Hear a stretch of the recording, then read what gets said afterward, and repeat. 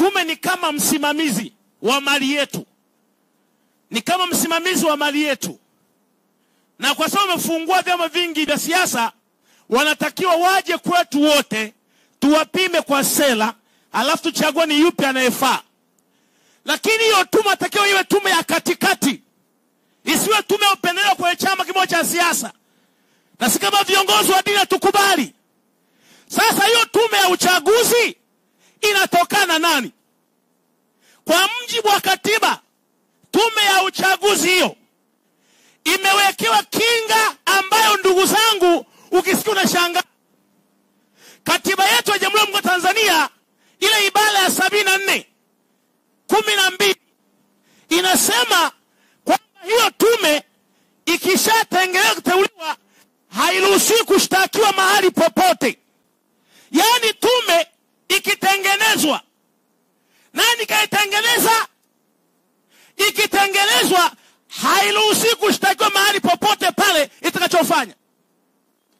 Na kwa ibara ya 41:6 inasema tume ikitangaza matokeo ya rais hairuhusiwi kuhojiwa mahali popote. Unanisikia ndugu zangu? Huyu tume ni nani huyu? Nani huyu? Yeye ashtakiwi, afanye madudu yake kwa mujibu wa ibara ya 46 kipengele kidogo cha 7. Rais ashtakiwa akiwa madarakani na akitoka madarakani.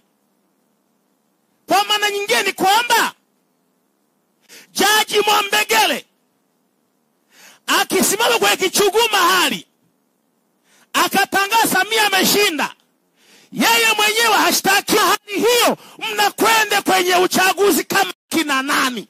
Tungesema kwamba mheshimiwa makamu kwamba basi angalau tume wakiharibu tuwashtaki, sio? Hawashtakiki.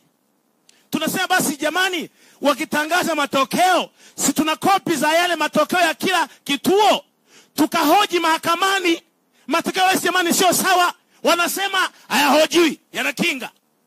Huyo rais huyo aliyeteua tume nzima kuanzia mwenyekiti mpaka makurugenzi wote, haruhusiwi mwenyewe tena kushtakiwa akiwa madarakani na hata baada ya madarakani. Asanteni sana ndugu zangu.